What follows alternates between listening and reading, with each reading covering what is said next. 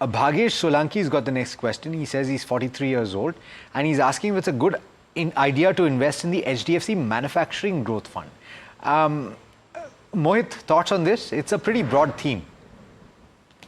Yeah, in fact, it is a broad theme. Look, Make in India, manufacturing, all those have caught fancy of investors, and rightly so, for all the right reasons. Government of India is putting a lot of focus out there, and there is a lot of buzz around on the street. Having said which, any other infra fund would do as good as this one, right? So you need not just buy a fund for the name of it.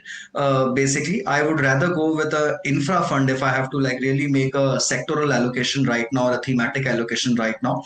An infra fund which will kind of encompass a slightly larger universe and which will capture the buzz in the economy perhaps more so correctly. Having said which, there's nothing wrong in this if someone wants to go. Okay. Sai's got the question that is coming up next, and I think this is something that a lot of people are asking, Kshitij, because unfortunately this is a fund house that has seen pressure in its mid-cap and small-cap space purely because of the strategy it's employed, Axis.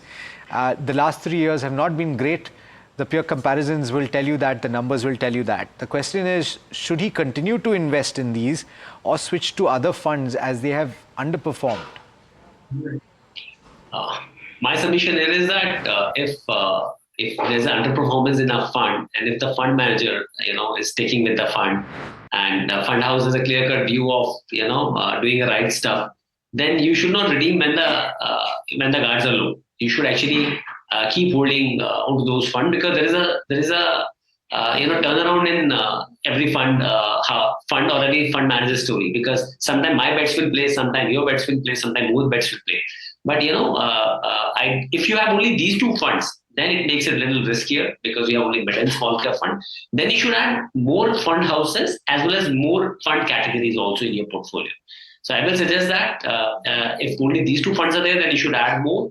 If you have only if you have a diversified portfolio, then maybe you can stop your SIPs if it's going in these funds, but keep on holding these funds, because cost of churn is your capital gain also, which you have to remember. You're 43 years of age, and I don't think that you will be requiring these funds anytime soon. If you're not requiring these funds anytime soon, then you should not churn this fund. So so therefore incremental investments into other schemes, perhaps diversify beyond just mid and small cap is the right approach.